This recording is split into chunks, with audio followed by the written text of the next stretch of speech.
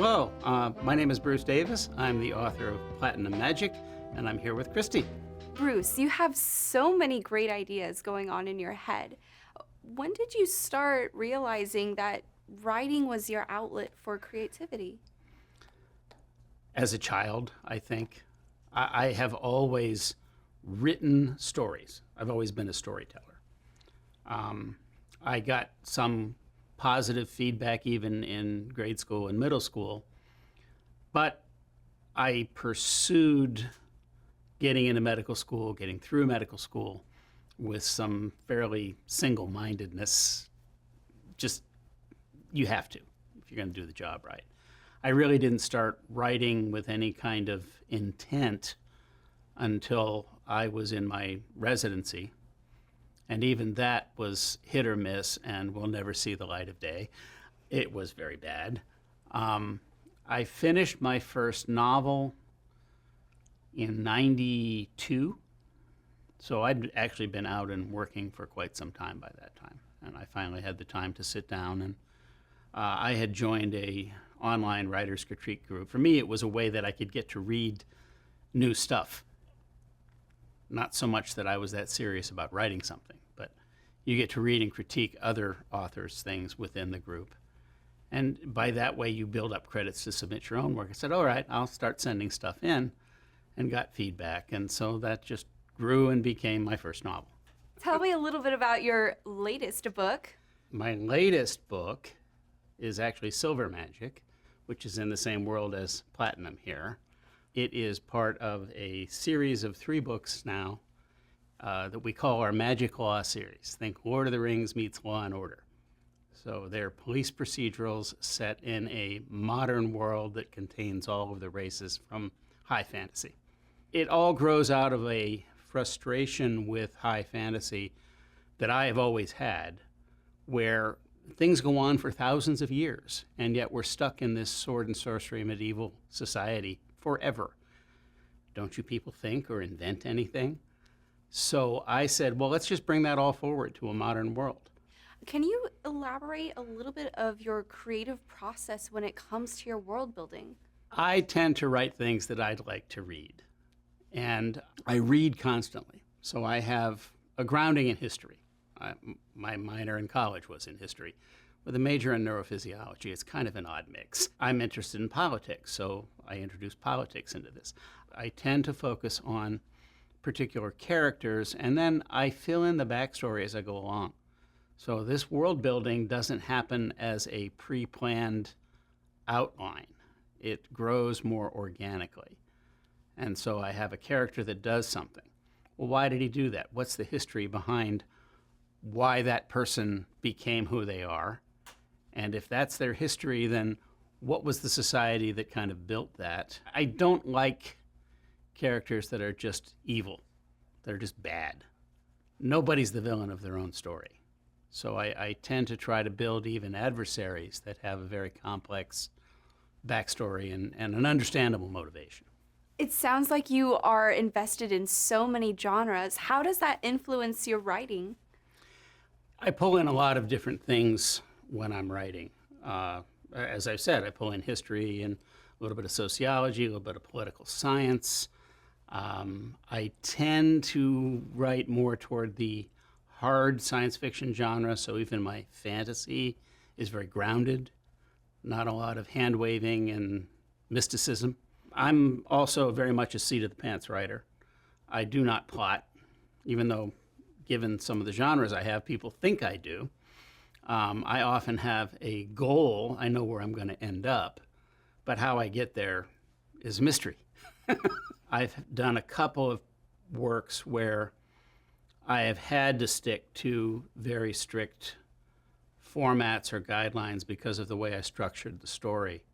And that's very hard for me. I have a hard time writing that way. I'm working on a historical novel, and I'm forced to use real people because it's real events, and meet very specific timelines when actual events occurred. That's hard for me. It's like writing to an outline. I know authors who will write a 40,000 word outline for an 80,000 word novel, and I'm like, just write the story. I don't work that way. So, Bruce, you were mentioning your day job possibly influencing your writing. Can you tell us a little bit more about that? I am a general and trauma surgeon. I work at a level 1 trauma center, which is the highest designation. So if you crack up your car on the freeway, I'm the guy you get to see. I do a lot of broad-based general surgery, operating on people for a variety of problems. I basically say I don't do hearts, brains, or bones. Pretty much everything else is fair game. But that both influences the way that I work. I'm very much a stickler for getting those aspects right when you're writing. I can't watch doctor shows on TV. I'm sorry. They're just, and I'm sure all my cop buddies say the same thing about cop shows. So I will be fair. You know, we all have our areas of expertise, and TV and Hollywood never measure up. But I've done a number of talks to people about how to write about things realistically. If you're going to include trauma or injury in your writing, here's how to get it right. Here's how to do a wound correctly if you don't want to kill your protagonist, but you want to disable him for a while. I can give you a list of all kinds of drugs to knock the guards out non-lethally. Things that I hate the most are head injuries. So you don't get knocked on the head and remain unconscious for a day and then wake up and plot an escape from the dungeon. In the real world, if you are unconscious from a head injury for more than a matter of minutes, you have a 30% mortality. Head injuries are not, oh, gee, we got knocked on the head, but we wake up and we're fine. You wake up and maybe you can remember your name. How jumping into a dumpster full of cardboard is not a survivable injury. I'm sorry. You know, things like that. So let's switch things up here, Bruce. Could you tell us how maybe your creativity influences your day job? Yeah, you can't be a good surgeon if you don't have the ability to be creative, to basically make it up as you go along. People are not circuit boards. They're not a car where everything's in the same place every time and spare parts are spare parts. One of the things we do in the trauma center where I work is resident training. Particularly the 4th and 5th year residents, it's a 5-year program, have learned the steps in an operation. They're very competent. They know how to operate. But if you throw them a curve, if something isn't quite right, they struggle because they've learned a series of steps, not how to deviate from the steps. You have to have a basically open, creative mind to be able to integrate that learning, to learn those things from experience. If I go in to take out your gallbladder, I'm going in the same places and I'm expecting the same things and I'm doing the same thing each time. If you get shot or stabbed in the abdomen, I have no clue what's in that little black box. I've got to go in there and find out. So do you do most of your writing then primarily at the hospital, or do you do some writing at I write as at well? home. Like I said, I write in stolen minutes. I'll even be sitting there in front of the television watching something stupid, writing, whenever I can find the time.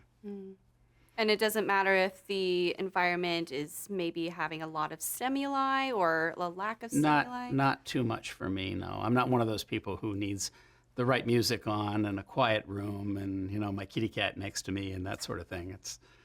If I am in a writing zone, I tune everything else out. Writing for me sometimes is a bit of a slog, particularly transition scenes. I have to get from big event A to big event B, but I've got to move the people around, and that's why writing slowly can be a help, because you write 2 or 3 words, something's going on over there, you know? And then you write 2 or 3 more words, and yes, I will help you with that. I'm not one of those writers who has the discipline to sit down and write for 2 hours a day, or has to have everything just right so that I can get into my writing zone. I just pick it up when I can. Tell us a little bit more about your personal life then, how maybe that inspires and influences your writing. Any hobbies, How far back do you want to go? I mean, I moved a lot when I was growing up, 12 different schools up to college. My wife and I are both ex-military. I was in the Navy for 14 years, and that influences my writing. I've done a whole military science fiction book. I have a lot of different interests and hobbies. I'm a lover of blades and aged weapons. I have 6 functional swords, meaning they will cut you. I have probably 50 custom knives. I don't know why anybody needs 50 custom knives.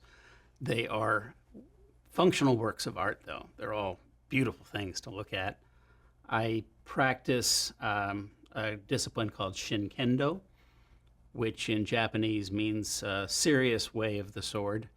So we use what's called a shinken, which is a sharp sword, 3-foot razor blade. Just learning to draw and sheath that is an experience. It is good for flexibility and learning new motor skills and building new muscle memory, and it's a lot of fun. And do you find that practice helps build up your creativity? It's certainly given me a more realistic perspective on sword fighting.